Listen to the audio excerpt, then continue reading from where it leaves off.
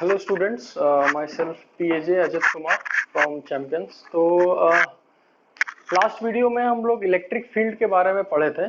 Electric field due to ring at an axial position. और इस video में हम लोग उसी टॉपिक को और आगे बढ़ाएंगे और हम लोग पढ़ेंगे इलेक्ट्रिक फील्ड ही, लेकिन किसके कारण? एक शेल के कारण। और ये शेल क्या होता है? तो ये कि होलोस्फीयर है, ठीक है। और कुछ कुछ अगर रिवाइज करना है तो हल्का फुल्का बता देते हैं कि ये जो फॉर्मूला था इलेक्ट्रिक फील्ड का वो था KQ/R²। ये फॉर्मूला सिर्फ वैलिड था पॉइंट चार्जेस के लिए, और ये formula at a distance r from a point charge KQ/R²। तो हम लोग एक शेल के कारण, यानी एक होलोस्फीयर के कारण, अगर एक होलोस्फीयर है जिसका रेडियस कितना है r और इस पे चार्ज कितना है +Q, मतलब एक लोहा का एक बॉल मान सकते हो, अंदर खोखला है और उस पे चार्ज कितना है +Q। तो इसके कारण इलेक्ट्रिक फील्ड कितना होगा? और दो रीजन में, एक रीजन है इसके अंदर और एक रीजन है इसके बाहर, कितना होगा? तो याद रखना, इसके अंदर यानी होलोस्फीयर के अंदर किसी भी पॉइंट पर, आई रिपीट, किसी भी पॉइंट पर इलेक्ट्रिक फील्ड हमेशा कितना होता है? 0। ये क्यों होता है? ये गॉस लॉ से आगे प्रूफ कर देंगे, अभी समझ में आएगा नहीं, लेकिन अभी सिर्फ क्वेश्चंस बनाने के लिए हम लोग ये करेंगे कि एक शेल के कारण electric field inside the shell कितना होता है? 0। और बाहर कितना होता है? तो कोई भी पॉइंट पर जो सेंटर से, याद रखिए, सेंटर से r डिस्टेंस पर कितना होगा, तो इसका इलेक्ट्रिक फील्ड का वैल्यू होता है KQ/R²। अब बोलोगे सर ये फॉर्मूला तो सिर्फ एक पॉइंट चार्ज के लिए था, पर ये पॉइंट चार्ज नहीं बल्कि ये पूरा क्या, एक बॉडी है। तो याद रखिए कि ये जो KQ/R² सिर्फ पॉइंट चार्ज के लिए था ना, ये सिर्फ एक एक्सेप्शन है। किसके लिए? होलोस्फीयर के लिए। कि अगर होलोस्फीयर है तो उसके लिए एक एक्सेप्शन है कि हम उस होलोस्फीयर का पूरा चार्ज सेंटर पे मान सकते हैं। कब? जब हमको इलेक्ट्रिक फील्ड इसके बाहर निकालना हो। अगर इसके अंदर निकालना तो कहीं पे भी 0 होगा, लेकिन बाहर कितना होगा? तो सारा चार्ज को उठा के सेंटर पे डाल दो, और सेंटर से कितना डिस्टेंस है? r। तो फॉर्मूला क्या हुआ? KQ/R²। इसको मैथमेटिकली कैसे लिखेंगे? तो E का जो वैल्यू होगा वो 0 होगा और KQ/R² होगा। कब?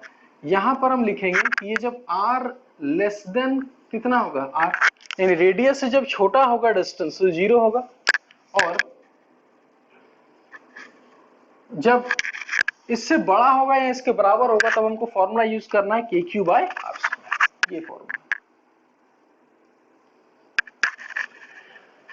अब आते हैं इसका ग्राफ पर, कि ग्राफ कैसे बनाना है। तो इसका ग्राफ बहुत सिंपल है। देखो, एक यह r लेते हैं और इधर E लेते हैं, तो एक पॉइंट होगा r is equal to, centre से लेकर r डिस्टेंस तक कोई इलेक्ट्रिक फील्ड नहीं, यानी ये ग्राफ पूरा का पूरा 0 होगा। फिर अचानक स्पाइक आएगा यहाँ पर, यानी r पर KQ/R² वैल्यू है, यानी अचानक एक वैल्यू मिलेगा। और कितना ये वैल्यू मिलेगा? तो इसको बोलेंगे KQ/R²।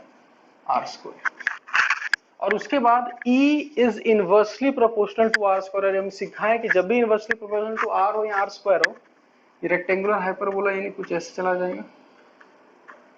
इसको ज्वाइन मत करना, इसको डॉटेड लाइन से हमेशा शो करना। अब इस ग्राफ को देख के ये बता सकते हैं कि इलेक्ट्रिक फील्ड का जो मैक्सिमम वैल्यू होगा वो हमेशा कहां पर होगा? At the surface. और कितना होगा? तो KQ/R²। और धीरे धीरे वो इलेक्ट्रिक फील्ड का वैल्यू क्या होगा? घटते जाएगा। तो शेल में हमको इतना ही याद रखना है। क्या याद रखना है? कि शेल के अंदर इलेक्ट्रिक फील्ड कितना होगा? 0। और उसके बाहर कितना होगा? तो उसको निकालने के लिए तुम शेल का जितना भी चार्ज है वो सारा का सारा कहां मान सकते हो? सेंटर पे। और वो फॉर्मूला कितना होगा? KQ/R²। ठीक है, ये हो गया मैथमेटिकली लिखने के लिए, और ये रहा ग्राफ। ठीक है, और इस पे क्वेश्चन कैसे आता है हम लोग क्वेश्चन पे डिस्कस करते हैं। ठीक है, एक एमसीक्यू का क्वेश्चन करते हैं। तो क्वेश्चन ये है कि हमारे पास दो शेल है और कंसेंट्रिक शेल है। कंसेंट्रिक का मतलब दोनों का सेंटर सेम। डायग्राम उतना अच्छा नहीं बनाते, ठीक है, समझ लेना। कंसेंट्रिक सेल है, इसको और अच्छा से बना ही दे अगर, ठीक है। तो दो कंसेंट्रिक सेल है ए और बी, अंदर वाले का रेडियस r है और बाहर वाले का रेडियस 2r है। और चार्ज कितना है, तो अंदर वाले पे चार्ज 2q है और बाहर वाले पे चार्ज -3q है। और तुमसे इलेक्ट्रिक फील्ड का वैल्यू पूछा गया है, कितना होगा, कहां पर, first at a distance r less than r, ये पॉइंट कहीं भी इसके अंदर हो, कहीं भी। अब ये दो शेल, एक शेल नहीं। अब इसका आंसर स्मार्टली कैसे देना है, तो हम बोलेंगे इलेक्ट्रिक फील्ड एक वेक्टर क्वांटिटी था, तो हम दोनों का इलेक्ट्रिक फील्ड निकाल के और दोनों को ऐड कर देंगे वेक्टर वाइज। तो जब हम इस शेल का बारे में बात करेंगे इस पॉइंट के लिए, तो यहाँ पर इस शेल के कारण अंदर जीरो होता है, इस शेल के अंदर जीरो होता है, तो इसके कारण जीरो। इस शेल के लिए भी ये पॉइंट अंदर है, तो इसके कारण भी अंदर कितना होगा, जीरो। यानी फाइनल आंसर लिखेंगे कि ई का वैल्यू कितना है, second at R greater than R, R से बड़ा हो और लेस देन 2r, यानी ये पॉइंट कहां लाई करेगा, इस शेल और इस शेल के कहीं भी बीच में, कहीं भी लाई कर सकता है। तो मान के चलते हैं कि यहां लाई कर रहा है, यहां पर। फिर से देखेंगे कि देखो बी वाले शेल के लिए तो ये पॉइंट अंदर में, यानी -3q के लिए यहां पर कोई इलेक्ट्रिक फील्ड नहीं होगा, लेकिन 2q के लिए बाहर है।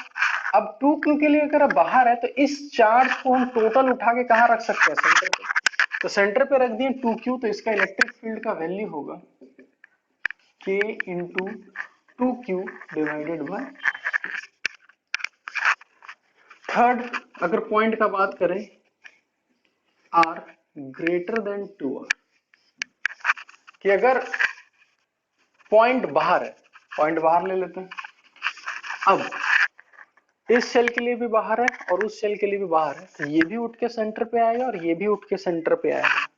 अब यहाँ मजेदार चीज क्या है कि 2q और -3q कितना हो गया, -q, ठीक है। तो यहाँ हम लिखेंगे जो इलेक्ट्रिक फील्ड का वैल्यू होगा वो होगा k into -kq by r। समझ में आया। तो कभी भी कंसेंट्रिक सेल के बारे में क्वेश्चन आए कि कितना होगा, क्या होगा, तो डरने वाला बात ही नहीं है, ठीक है। सिंपल से इंडिविजुअल सेल्स के कारण लिखना है और आंसर देना है। ये हो गया क्वेश्चन। एक क्वेश्चन हम देते हैं होमवर्क में, ट्राई करना और मेरे को बताना कि आंसर कितना आएगा, ठीक है। तो क्वेश्चन ये है कि अब दो शेल की जगह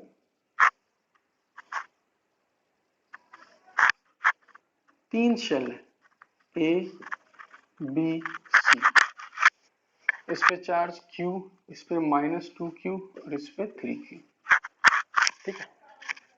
रेडियस R, 2R, 3R। और आपको इलेक्ट्रिक फील्ड बताना है कहाँ कहाँ पर, R less than R, R less than 2R, greater than R, R greater than 2R, less than 3R और R ग्रेटर देन 3R। इन चारों का इलेक्ट्रिक फील्ड बताना है कितना कितना। बहुत आसान सा क्वेश्चन है, ट्राई करना है इसको, ठीक है। और हम लोग आगे बढ़ते हैं। तो अब इलेक्ट्रिक फील्ड शेल के कारण पढ़े, अब हम लोग पढ़ेंगे electric field due to solid sphere. Shell मतलब खोखला था, लेकिन सॉलिड स्फीयर का मतलब पूरा सॉलिड, ठीक है। और इस पे चार्ज हम लोग दिए +q और ये रेडियस कितना है r।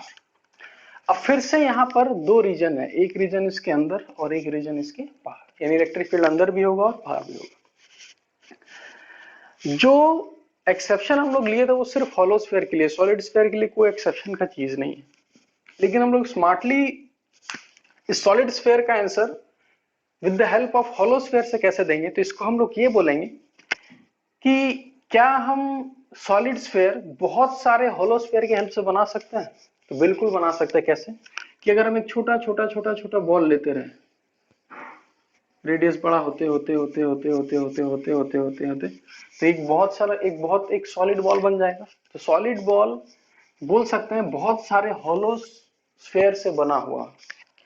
तो वही टेक्निक यहां पर हम यूज करेंगे। ठीक है, तो सबसे पहले हम बात करते हैं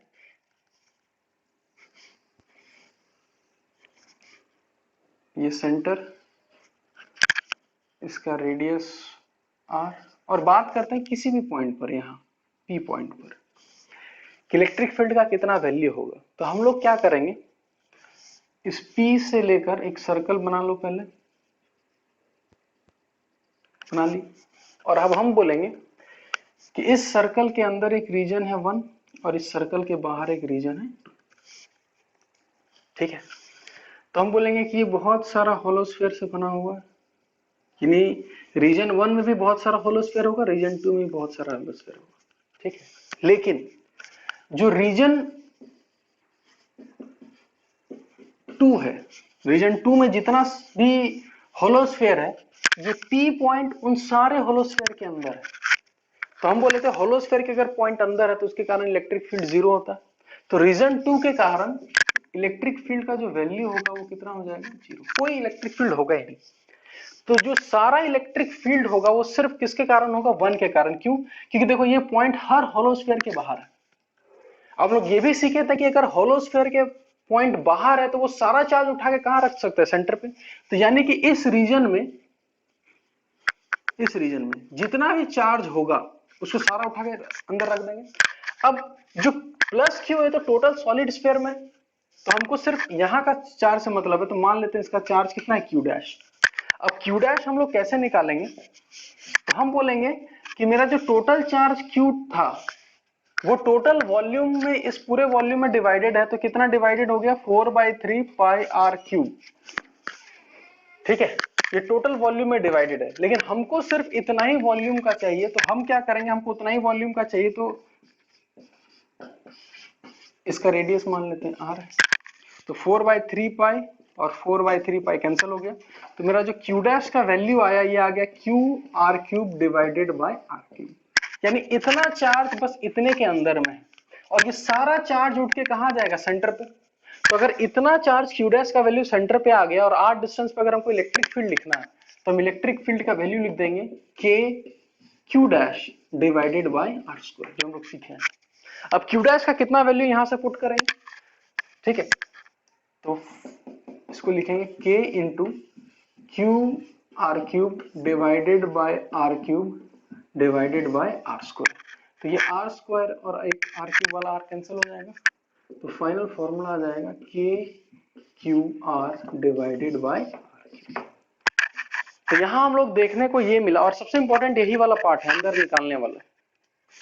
ठीक है, तो एक बार फिर से हम इस पूरे को रिकैप करते हैं कि हम लोग क्या किए। सबसे पहले जिस पॉइंट पर निकालना था उस पॉइंट पर हम उस सॉलिड स्फीयर का 2 पार्ट कर दिए, रीजन 1 अंदर वाला, रीजन 2 बाहर वाला। रीजन 2 में जितना भी तुम्हारा होलोस्फीयर होगा, जितना भी, वो पी पॉइंट सारे होलोस्फीयर के अंदर है, तो रीजन 2 के कारण कोई इलेक्ट्रिक फील्ड नहीं होगा। अब इस पी पॉइंट के कारण जितना होलोस्फीयर अंदर था उसके कारण तो होगा, क्योंकि ये पी पॉइंट सारे होलोस्फीयर के बाहर। फिर हम ये बोले कि अगर ये पी पॉइंट सारे होलोस्फीयर के बाहर है तो हम सारा चार्ज उठा के कहां रख सकते हैं, सेंटर पे। तो हम क्या किए, हमको बस इतने चार्ज से मतलब है। अब इतना चार्ज कैसे निकालेंगे, unitary method, total charge total volume, और जितना वॉल्यूम चाहिए उतना मल्टीप्लाई कर दिए, क्यू डैश निकाल दिए। अब इस क्यू डैश के कारण आर डिस्टेंस पे कितना होगा, तो डायरेक्ट फॉर्मूला पुट कर दिए। तो फॉर्मूला आया K Q R divided by R cube. इसको कहीं लिख लेते हैं, E is equal to K Q R divided by R cube, और ये कहां आया, होलोस्फीयर के अंदर, यानी r लेस देन r। ठीक है, और इसको मिटा के हम लोग आगे बढ़ते हैं।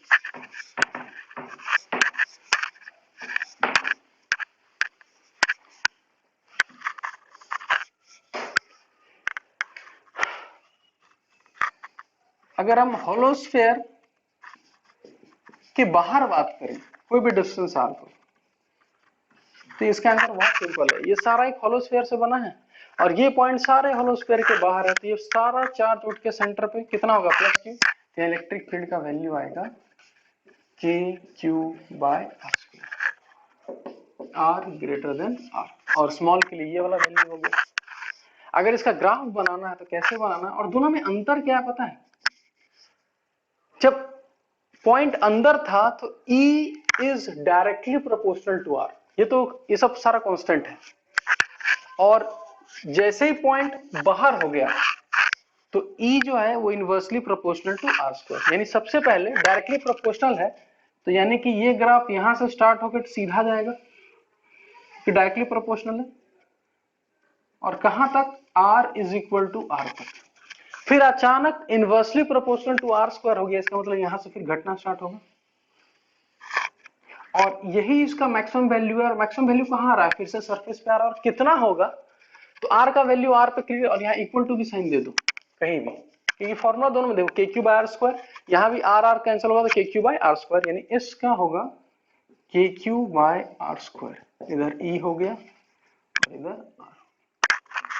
तो सबसे इंपॉर्टेंट, यानी अगर एग्जाम के बारे में बोला जाए तो यही इंपॉर्टेंट सॉलिड स्फीयर का, क्योंकि इसमें समझने वाला भी पार्ट बहुत है, और ग्राफ है, फॉर्मूला है, तो ये फॉर्मूला याद रखना है, ये सिर्फ एक सॉलिड स्फीयर के लिए, और कहां पर, वो पॉइंट सॉलिड स्फीयर के किधर है, अंदर। अब इस पे क्वेश्चन क्या आएगा, वो क्वेश्चन एक एचसीवी का हम लोग क्वेश्चन सॉल्व करते हैं, ठीक है। तो क्वेश्चन ये है, ये पूरा एक सॉलिड स्फीयर नहीं है, क्वेश्चन ध्यान से समझना।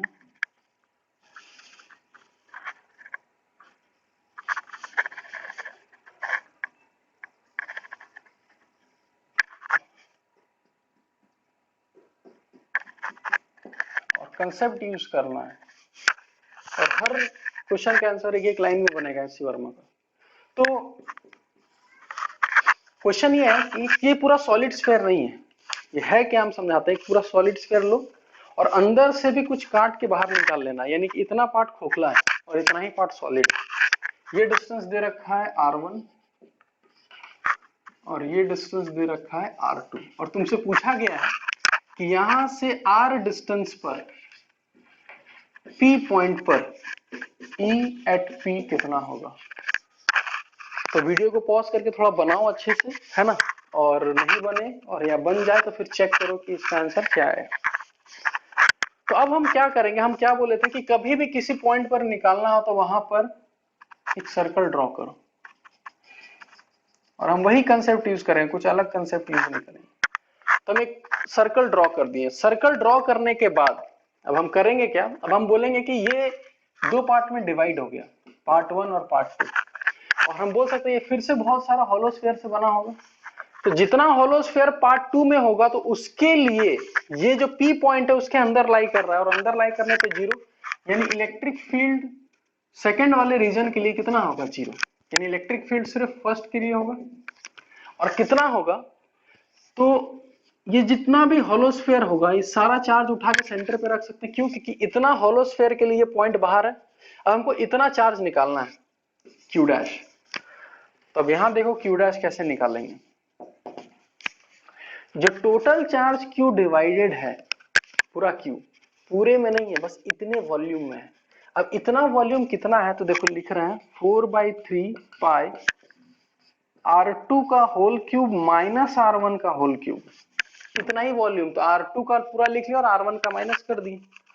और हमको कितने वॉल्यूम का चाहिए, फिर से देखो, हमको सिर्फ इतना वॉल्यूम का चाहिए। तो इतना वॉल्यूम कितना है, तो मल्टीप्लाई करना होगा 4/3 pi small r cube minus capital R1 का क्यूब। मैच करो सर, पूरा क्यू इतना वॉल्यूम में डिवाइडेड था, ये रहा, और हमको सिर्फ इतना ही वॉल्यूम का चाहिए, ये रहा। तो 4/3 पाई कैंसिल हो गया, और क्यू डैश का वैल्यू उठा के यहाँ डाल लेंगे, तो कितना होगा, के Q dash divided by are square.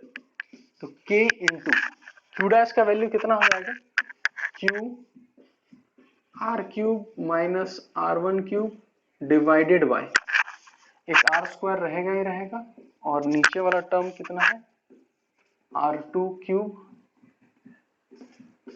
Minus R1 cube.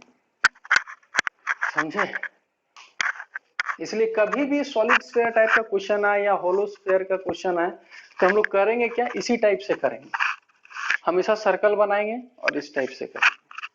तो ये हो गया शेल के कारण और सॉलिड स्फीयर के कारण, ठीक है। और आगे अब थोड़ा एडवांस लेवल में चलते हैं, नीट लेवल के लिए इतना काफी है, ठीक है। और अगर हमको और ऊपर तक जाना है एडवांस लेवल तक, तो हम लोग क्या करेंगे कि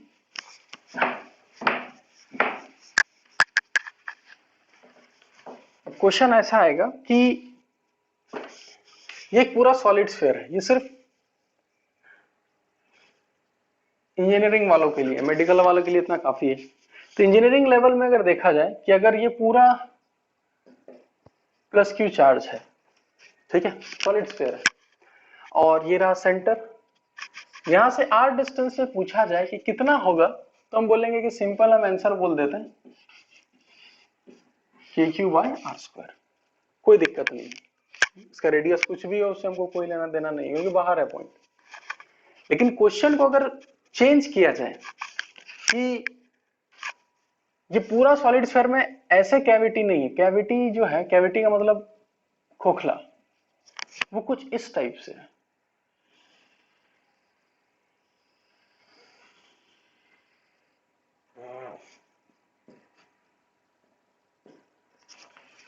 यानी चार्ज सिर्फ इतना है और खोखला यहां पर है, तो ये आंसर तो होगा नहीं। अब इस टाइप में अब हम इसको पूरा छोटा छोटा छोटा होलो स्फीयर मान नहीं सकते, क्यों, क्योंकि यहाँ सब कट जा रहा है थोड़ा थोड़ा, तो अगर यही कैविटी बीच में रहता तो होलो स्फीयर मान लेते, आंसर लिख देते तुरंत। तो अब इस क्वेश्चन को कैसे किया जाए, तो इसको एक ऐसी जनरल नाम हम दिए हुए हैं, negative charge concept.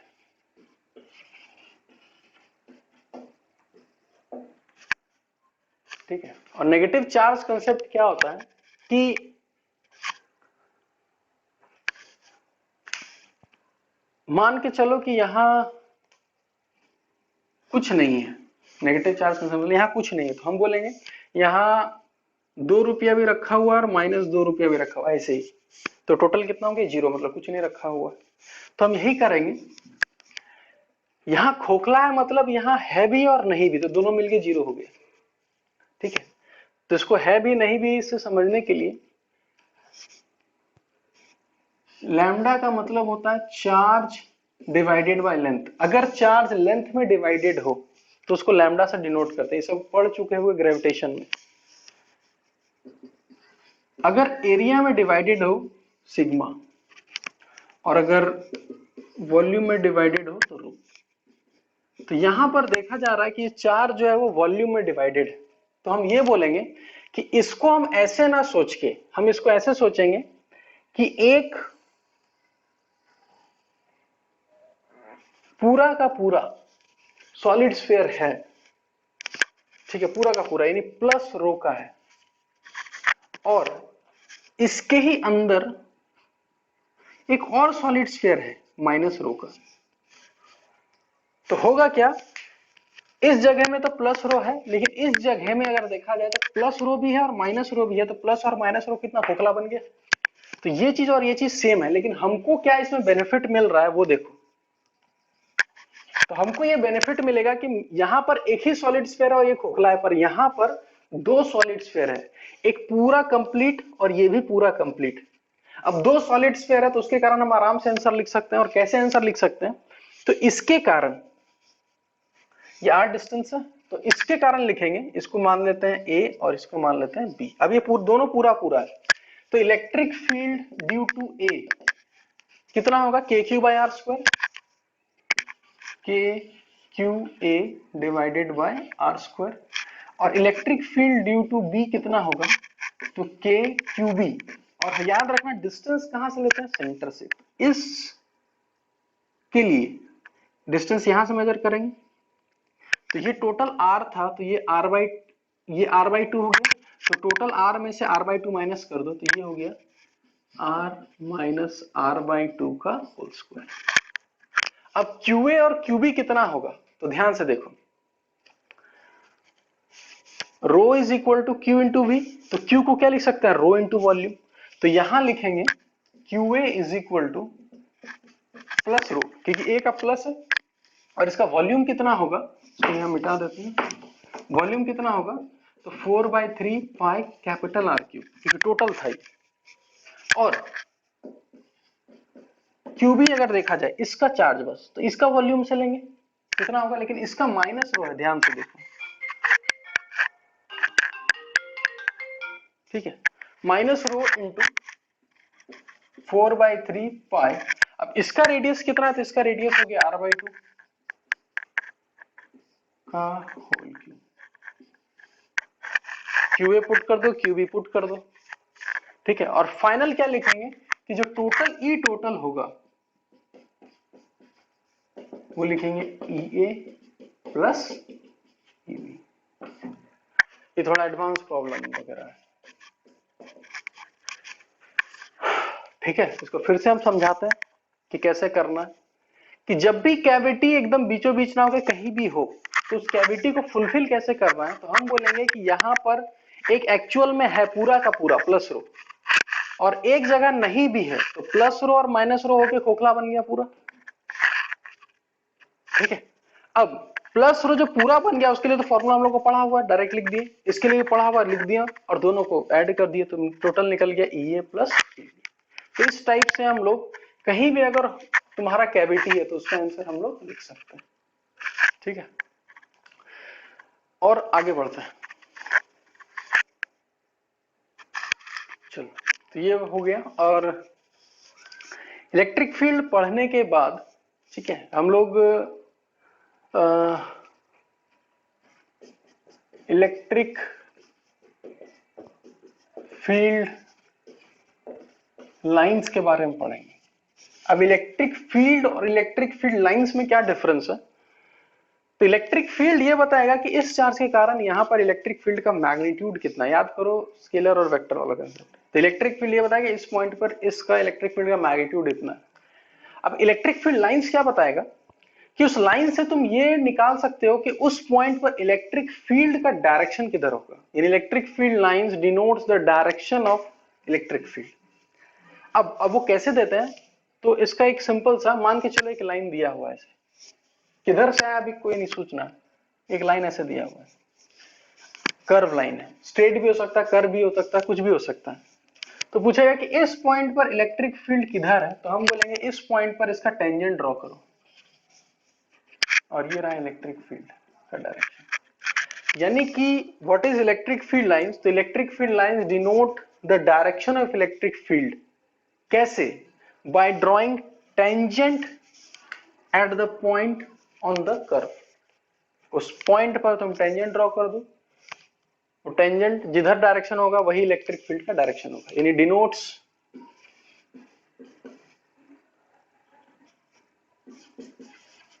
The direction of electric field bye drawing, और क्या ड्रॉ करके, बाय ड्रॉइंग टेंजेंट्स, ठीक है, eight the point on the curve, ठीक है। तो ये रहा इलेक्ट्रिक फील्ड लाइंस, बस इतना ही। लेकिन इतने से काम नहीं होगा, हम लोग को पूरा डीपली पढ़ना है कि इलेक्ट्रिक फील्ड लाइंस के बारे में और क्या क्या बता सकते हैं, ठीक है। तो इसके लिए और क्या क्या इलेक्ट्रिक फील्ड लाइंस के बारे में हम लोग पढ़ना है कि इलेक्ट्रिक फील्ड लाइंस कैसा होता है। तो electric field line straight line curve कैसा भी हो सकता है, लेकिन एक क्वेश्चन बहुत इंपॉर्टेंट, मतलब हर जगह मिल ही जाएगा, और ये मान के चलो कि एक स्कूल में आना ही आना है, कि why two electric field lines does not intersect each other. ये क्वेश्चन एकदम पेटेंट क्वेश्चन है, और ये मान के चलो कि ये आएगा ही आएगा कि दो इलेक्ट्रिक फील्ड लाइंस, टू और मोर जितना भी हो सके, इंटरसेक्ट क्यों नहीं करते। तो अगर हम मान के चलो कि इंटरसेक्ट करवा दिए, अभी क्यों पॉसिबल नहीं है, तो हम ये बोलेंगे कि at the point of intersection, इसका टेंजेंट जाएगा इधर और इसका टेंजेंट जाएगा उधर, यानी एक ही पॉइंट पर दो डायरेक्शन हो गया। तो एक पॉइंट पर दो इलेक्ट्रिक फील्ड का डायरेक्शन कभी नहीं हो सकता, तो इसलिए दो इलेक्ट्रिक फील्ड लाइंस कभी एक दूसरे को इंटरसेक्ट नहीं करेगा। तो इसका आंसर लिखना सिंपल है कि at the point of intersection there are two tangents possible, and if there are two tangents possible, it means there are two possible directions of electric field which is not possible. Therefore two electric field, two or more electric field lines does not intersect each other. इसलिए दो या दो से अधिक electric field lines कभी एक दूसरे को इंटरसेक्ट नहीं करेंगे। ये पेटेंट क्वेश्चन है, ठीक है। लेकिन और इसके बारे में क्या पढ़ना है कि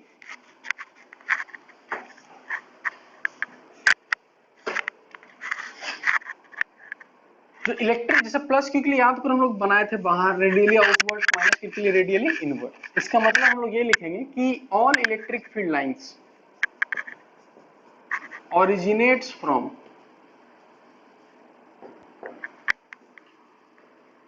कहां से, from positive charge. Her positive charge से इलेक्ट्रिक फील्ड लाइंस निकलेगा and terminates at negative charge, और सब नेगेटिव चार्ज पे टर्मिनेट होगा। और बीच में क्या हो रहा है, क्या वो लगातार कंटिन्यूअस है या बीच में गायब भी हो जा रहा है, तो बोलेंगे कि इट मे बी डिसकंटिन्यूअस, बीच में गायब भी हो सकता है। और क्यों होगा वो आगे जाके पढ़ेंगे। तो डिसकंटिन्यूअस भी हो सकता है, ठीक है। इलेक्ट्रिक फील्ड ऐसा नहीं कि एक बार हो गया तो कंटिन्यूअस ही है, आगे मैग्नेटिक फील्ड लाइंस पढ़ेंगे कि वो हमेशा कंटिन्यूअस होता है, पर ये डिसकंटिन्यूअस भी हो सकता है, ठीक है। तो ये रहा इसका। अब इसमें एक क्वेश्चन ये अराइज होता है कि मान के चलो इस पूरे स्पेस में, ठीक है, पूरे दुनिया में अगर एक ही पॉजिटिव चार्ज होगा तो इसका इलेक्ट्रिक फील्ड लाइंस कुछ ऐसा होगा।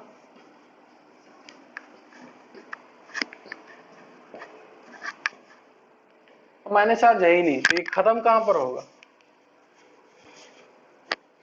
ऐसा थोड़ी यहां जाके रुक जाएगा। तो इसका मतलब यहाँ इलेक्ट्रिक फील्ड है ही नहीं, खत्म कहां पे होगा। हम लोग ये पढ़े कि ओरिजिनेट प्लस चार्ज से होता है, टर्मिनेट नेगेटिव चार्ज पे होगा, ठीक है। तो यहाँ नेगेटिव चार्ज तो है ही नहीं, तो हम इसका आंसर स्मार्टली कैसे देंगे कि ये इलेक्ट्रिक फील्ड लाइंस इंफिनिटी तक गया होगा और इंफिनिटी में खत्म हुआ होगा। तो बोलेंगे इंफिनिटी में कैसे खत्म हुआ, तो नेगेटिव चार्ज पे खत्म हुआ। तो हम ये बोलेंगे कि वो एक नेगेटिव चार्ज है माइनस क्यू, और कहां पर है, वो इंफिनिटी में है। अगर भरोसा नहीं है तो जाके देख लो, ठीक है। जो कोई पूछे, क्योंकि इन्फिनिटी में जा नहीं सकते, और इन्फिनिटी में एज्यूम कर सकते हैं वहां सब चीज है, नेगेटिव चार्ज, गाड़ी, बंगला, पैसा, सब कुछ है, चाहिए तो चले जाओ, है ना। तो ये बोलना है कि प्लस क्यू यहां से निकला और टर्मिनेट कहां हुआ, इन्फिनिटी पे, ये मानते हुए कि एक नेगेटिव चार्ज भी रखा हुआ कहां पर, नेगेटिव से। अगर यही माइनस क्यू यहां होता तो ठीक इसका डायरेक्शन बदल जाता। और ये बोलते कि ये आ कहां से रहा है, तो हम बोलेंगे पॉजिटिव चार्ज रखा हुआ है कहां पर, प्लस क्यू। अब अगर स्पेस में दो इक्वल एंड अपोजिट चार्ज सामने रखा हुआ है, प्लस क्यू और माइनस क्यू, तो हम ये बोलेंगे कि यहां से इलेक्ट्रिक फील्ड तो निकला होगा और इस पे आया होगा। अब इसका इलेक्ट्रिक फील्ड लाइन कुछ ऐसे बनता है, हम पहले बना लेते हैं, फिर हम बताएंगे कि ऐसा हम क्यों बनाए।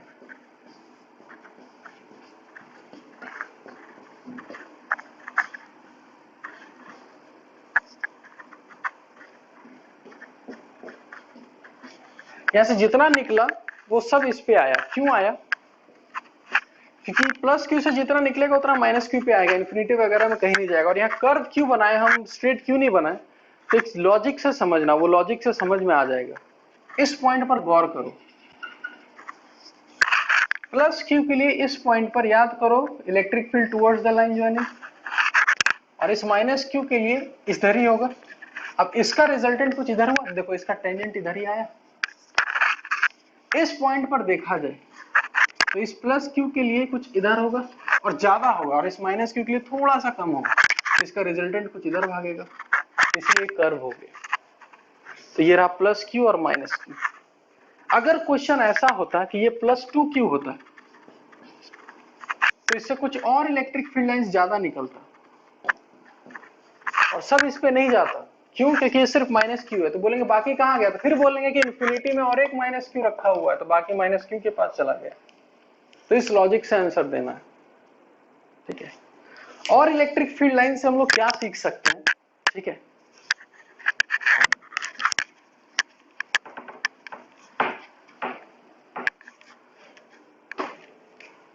एक चार्ज Q1 है और एक चार्ज Q2 है, समझना ध्यान से।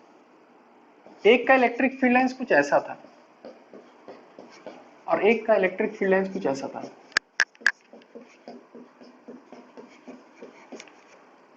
देखने में आ रहा है, हम जानबूझ के वहां ज्यादा नहीं बनाया, एक्चुअली वहां ज्यादा है और यहाँ थोड़ा कम है, ठीक है। और पूछा गया कि कौन बड़ा है, Q1 की Q2?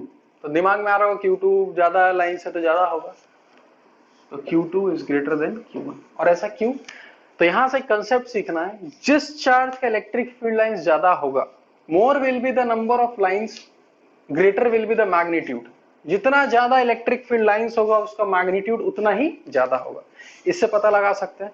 इसीलिए जब हम 2Q का चार्ज वहां से इलेक्ट्रिक फील्ड लाइंस निकाले थे, उसका ज्यादा निकाले, क्यों? क्योंकि उसका मैग्नीट्यूड ज्यादा था, और यहाँ Q था तो उसका मैग्नीट्यूड कम था, ठीक है। सिंपल, अगर इलेक्ट्रिक फील्ड लाइंस ज्यादा है तो उसका मैग्नीट्यूड ज्यादा है, इलेक्ट्रिक फील्ड लाइंस कम है तो उसका मैग्नीट्यूड कम है, ठीक है। और सिंपल एक बोल सकते हैं, इलेक्ट्रिक फील्ड लाइंस अगर डबल है तो मैग्नीट्यूड भी डबल है, अगर ट्रिपल है तो मैग्नीट्यूड भी ट्रिपल है। इजी सिंपल, ठीक है। और आगे बढ़ते हैं इसमें। एक तो ये प्रॉपर्टी हो गया, उसके बाद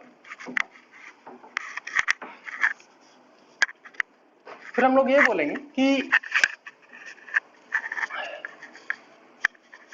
एक प्लस क्यू का हम इलेक्ट्रिक फील्ड लाइंस बना लेते हैं पहले, फिर समझाते हैं।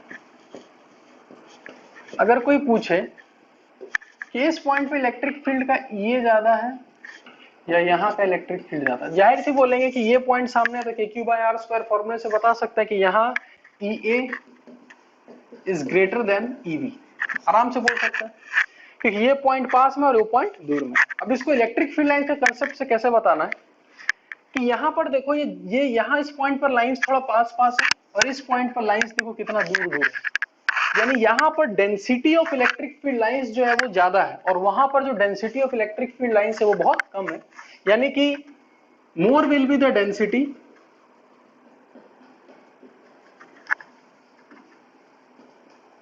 जितना ज्यादा होगा, मोर विल बी द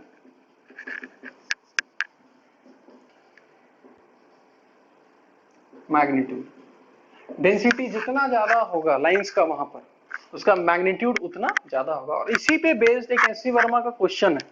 क्या क्वेश्चन है? वो क्वेश्चन कुछ इस प्रकार है, ये पॉइंट ए दिया हुआ, ये पॉइंट बी दिया हुआ और ये पॉइंट सी दिया हुआ, और पूछा गया है कि क्या रिलेशन होगा। तो सिंपल बोलेंगे यहाँ का डेंसिटी और यहाँ का डेंसिटी सेम है और यहाँ का डेंसिटी बहुत कम है, तो हम बोलेंगे EA is equal to EB is greater than. देख लेना, चेक कर लेना ऑब्जेक्टिव में ये क्वेश्चन, तो बहुत आसानी से ये आंसर दे सकते हैं। और किसके हेल्प से? ये सब कंसेप्ट के हेल्प से।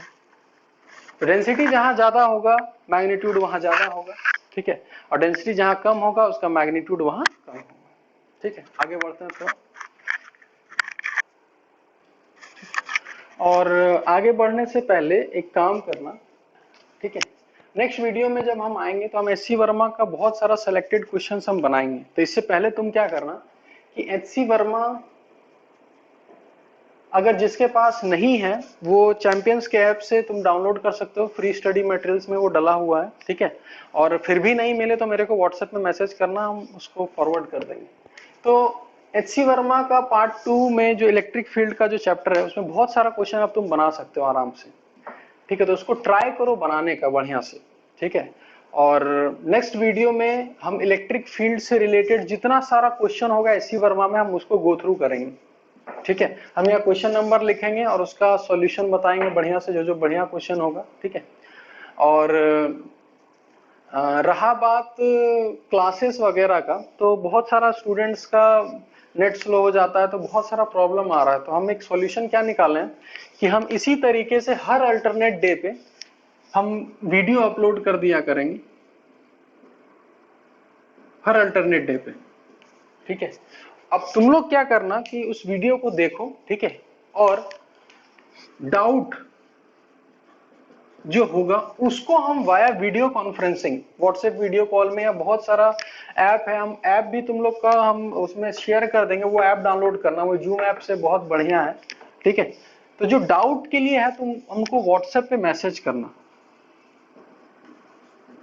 कि सर मेरे को डाउट है। तो हम क्या करेंगे, क्योंकि सबको हम इंडिविजुअल अब डाउट देंगे, तो हम क्या करेंगे, जब भी तुम व्हाट्सएप पे डाउट के लिए तुम्हारा रिक्वेस्ट आएगा, हम एक टाइम असाइन कर देंगे, 5 मिनट 10 मिनट 15 मिनट जितना हो सके, उस टाइम पे हम वीडियो कॉन्फ्रेंसिंग के द्वारा 1-to-1 डाउट सेशन हम क्लियर कर देंगे, ठीक है।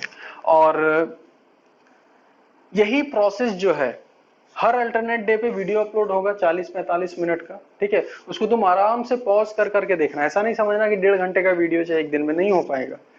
40-45 मिनट का वीडियो रहेगा, उसको पॉज करके अच्छे से समझो, उससे रिलेटेड क्वेश्चंस बनाओ, और जैसे ही डाउट आया, अब ऐसा नहीं कि तुरंत डाउट आया सर को कॉल कर दिए, ऐसा नहीं, आराम से पूरा दिन पढ़ो, सारा डाउट्स इकट्ठा करो, उसके बाद मेरे को मैसेज करो, हम तुमको तुरंत वापस रिप्लाई करेंगे कि इतने बजे आ जाना, हम तुमको वाया वीडियो कॉन्फ्रेंसिंग बता देंगे, ठीक है। और अगर 3-4 स्टूडेंट का सेम डाउट हुआ तो उन 3-4 स्टूडेंट को सेम हम बुला के उसी समय हम क्लियर कर देंगे, ठीक है। और यही प्रोसेस चलता रहेगा, ठीक है। और जब तक अभी तो धनबाद में भी केस आ गया कोरोना का, तो अभी बहुत मतलब वर्स्ट सिचुएशन चल रहा है, तो जब तक हालात बढ़िया नहीं हो जाता, थोड़ा सेफ रहो, है ना, क्योंकि जान ज्यादा इंपॉर्टेंट है, ठीक है। तो सेफ रहो और ऑनलाइन वीडियोस देखने का आदत डालो, ठीक है। अब कोई उपाय है नहीं, हम ऑफलाइन अब पढ़ा सकते नहीं है जब तक ये खुल ना जाए, तो जब तक ये नहीं चलता है ऑनलाइन वीडियोस देखता रहो। और जरूरी नहीं है कि यही वीडियो देखेंगे, दूसरा कोई भी वीडियो देखो, ठीक है, उससे समझो, और जब भी डाउट आ रहा हो ना, तो वो डाउट मेरे से डिस्कस करो, ठीक है, वो ज्यादा है।